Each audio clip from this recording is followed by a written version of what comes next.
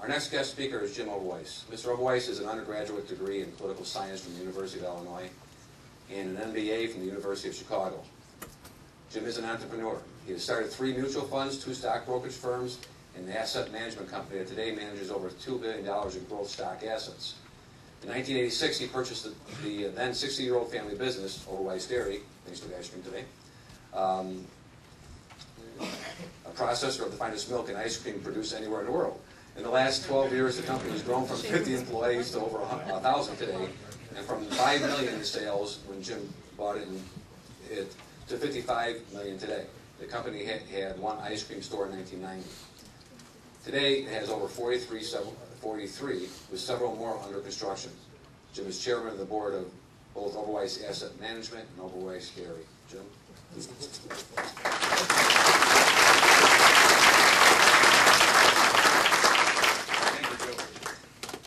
You know, before I even get started, if I could just take a minute, I'd like to address this lady's question back here because I think it leaves some very wrong impressions.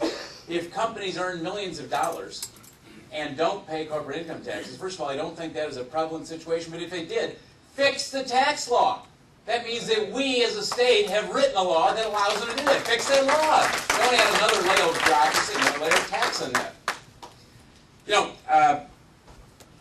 Abraham Lincoln, many years ago, talking to a group like this, asked a question. And the question was, if you call a tail a leg, how many legs does a dog have? Most of the crowd answered 5. To which Mr. Lincoln said, just because you call a tail a leg doesn't make it so. Similarly, just because Mr. Blagojevich says over and over and over again that this is a good tax, that we're going to get those big bad corporations that make lots of money and don't pay enough taxes, and we're going to help the state of Illinois, and we're not going to lose jobs, we're not going to drive companies out of the state. Unfortunately, ladies and gentlemen, that doesn't make it so. I'd like to thank Americans for Prosperity, the NFIB, and the Illinois Chamber of Commerce for hosting this event and making it possible. And above all, I'd like to thank all of you for taking time out of your busy evening to join us, to learn more about this, to become educated voters on this particular issue.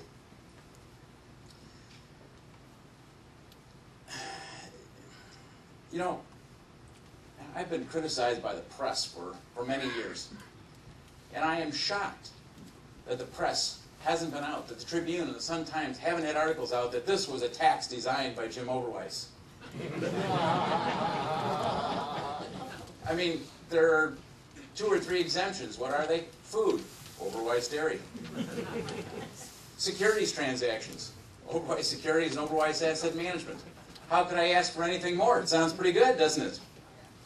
Well, let me just say that under the first rule of politics, don't tax you and don't tax me.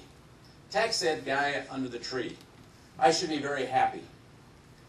If the tax isn't going to hit my businesses, shouldn't I just sit quietly over in a corner and be happy? Well, to begin with, as many of you know, I never sit quietly, no matter what the situation is, particularly when somebody proposes a huge tax increase. But if I were the kind of person who would sit quietly over in a corner when someone else gets taxed, I'd still be up in arms over this proposed tax hike, because contrary to what the governor and his cronies are telling you, this tax does hit me and all of you, because we're all consumers. We're not just small businessmen. We're not medium-sized businessmen. We're consumers. And everyone in the state who buys things on a regular basis will eventually get hit by this tax, one way or another. Let me just take a little example and go a little further with what Phil was talking about earlier.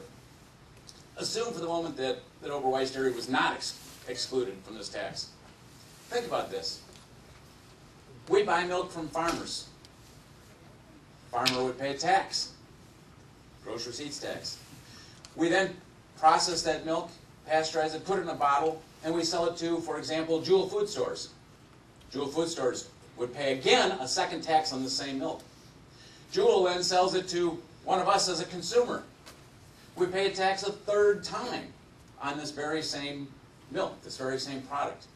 And that's what Phil was talking about, how this cascades and increases and becomes very significant on those types of transactions. It might sound like a small percentage, but when it's repeated, it's going to cause distortions in the marketplace. It'll cause companies to become vertically integrated so that they'll only pay the tax once or twice instead of multiple times. We shouldn't be doing things that will distort the economy. We should let companies operate in the most effective and efficient way that they possibly can. I received an email just a day or two ago that I'd like to read just a couple of paragraphs from. The individual said, "My service business operates at less than 2% net, with grosses as low as 8%. We do not make a profit every year, and this new tax could very well put us out of business. We provide as much as $800,000 a year in sales taxes. We employ over 60 employees and look to grow to over 100 employees."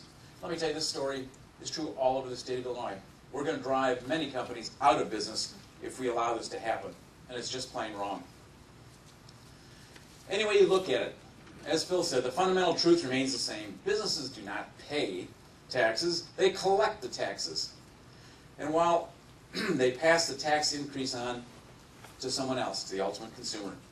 Any tax increase, whether it's an income tax increase or a sales tax increase, or a gross receipts tax increase, is going to be paid ultimately by me and you and all of your neighbors. And by the way, another comment I would make to this young lady's question back there, if a company happens to somehow in a particular year not pay an income tax, they're still paying many other types of taxes to the state of Illinois, whether they're sales taxes or employee taxes, and they're providing jobs to the economy of Illinois. And all those people who are earning that money as a result of those jobs are turning around and paying taxes, income taxes, and all the other kinds of taxes. So the real question we should be asking here tonight isn't about the gross receipts tax in particular, but a larger, more fundamental question, and that is, why do we need such a huge tax increase? And the answer is simple. If we look at the governor's budget, we need such a big tax increase because the governor wants to spend more money, lots more money. Let me put this in context for you. Governor Blagojevich's first budget increased spending by about $1 billion over the year before and spent a little less than $23 billion. His last budget spent a little more than $25 billion. This year's budget, if the governor gets his way, will spend close to $30 billion. Look at it another way. During the 4-year term of the last Republican governor, the state budget increased by about $2.5 billion, and many of us were unhappy about that. During Governor Blagojevich's first 4 years in office, he increased spending by a total of $3.4 billion, considerably more. But with this new budget, he's proposing that we increase spending by $3.1 billion for just 1 year. That's a bigger spending increase in 1 year than this state has ever seen in its entire 4-year term before Governor Blagojevich came to office. The governor's budget contains the largest tax increase in the history of the state, 6 times larger than the previous record. The governor's budget contains the largest spending increase as well in the history of the state, twice as large as the previous record. And the governor's budget contains the largest amount of borrowing in the history of the state of Illinois, 60% higher than any borrowing program in the state's history. Is it any wonder that Illinois ranks 43rd in job growth over the last 4 years?